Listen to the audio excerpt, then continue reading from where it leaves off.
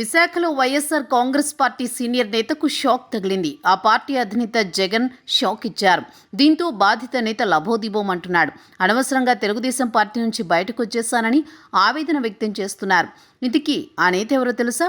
విశాఖ దక్షిణ నియోజకవర్గ మాజీ ఎమ్మెల్యే వాసుపల్లి గణేష్ కుమార్. 2019 ఎన్నికల్లో టీడీపీ అభ్యర్థిగా గెలిచిన ఆయన కొద్ది రోజులకే వైసీపీలో చేరారు. 2024 ఎన్నికల్లో వైసీపీ నుంచి టికెట్ దక్కించుకున్నారు. కానీ ఓటమి తప్పలేదు.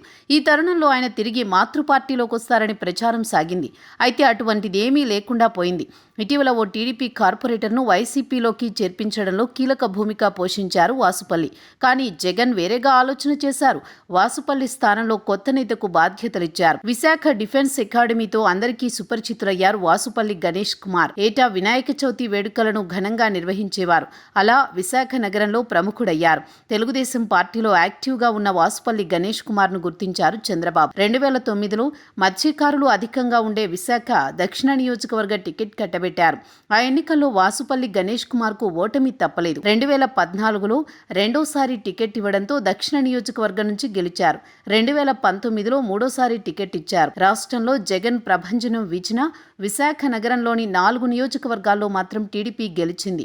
దక్షిణ నియోజకవర్గం నుంచి వాసుపల్లి గణేష్ కుమార్ విజయం సాధించారు. కానీ కొద్ది రోజులకే వైసీపీ పార్టీలోకి ఫిరాయించారు. 2024 ఎన్నికల్లో అతి కష్టం మీద వైసీపీ టికెట్ దక్కింది. అయినా ఓటమి తప్పలేదు. ఇక వైసీపీ నేతల తీరుపై సంచలన వ్యాఖ్యలు చేశారు వాసుపల్లి గణేష్. వైసీపీ ఓటమికి కొంతమంది నేతల తీరే కారణమని ఆరోపించారు. మాజీ మంత్రి రోజా అలా కామెంట్స్ చేయకూడదని హితవు పలికారు.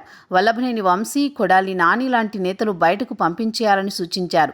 దీంతో వాసుపల్లిపై అనుమానాలు ప్రారంభమయ్యాయి. ఆయన తెలుగుదేశం పార్టీలో చేరేందుకు ఏర్పాట్లు చేసుకుంటున్నారన్న కామెంట్స్ వినిపించాయి. అయితే ఇప్పటి వరకు వైసీపీలోనే కొనసాగుతూ వచ్చారు వాసుపల్లి. అయితే ఇప్పుడు ఉన్న ఫలంగా విశాఖ దక్షిణ నియోజకవర్గ ఇన్ఛార్జి బాధ్యతలను కొండా రాజీవ్ అనే యువకుడికి అప్పగించారు. వైసీపీ తరపున సోషల్ మీడియాతో పాటు సాధారణ మీడియాలోనూ బలమైన వాయిస్ వినిపిస్తుంటారు రాజీవ్. విశాఖ దక్షిణ నియోజకవర్గ ఇన్ఛార్జి బాధ్యతల నుంచి తన్ను తొలగించడంతో వాసుపల్లి గణేష్ కుమార్ తీవ్ర ఆవేదనతో ఉన్నారు. త్వరలో కీలకమైన నిర్ణయం తీసుకుంటారని తెలుస్తోంది. ముఖ్యంగా తెలుగుదేశంలో చేరేందుకు ఆయన అన్ని రకాల ప్రయత్నాలు చేస్తున్నట్టు సమాచారం. దక్షిణ నియోజకవర్గ జనసేన ఎమ్మెల్యే వంశీకృష్ణ శ్రీనివాస్ ఉన్నారు.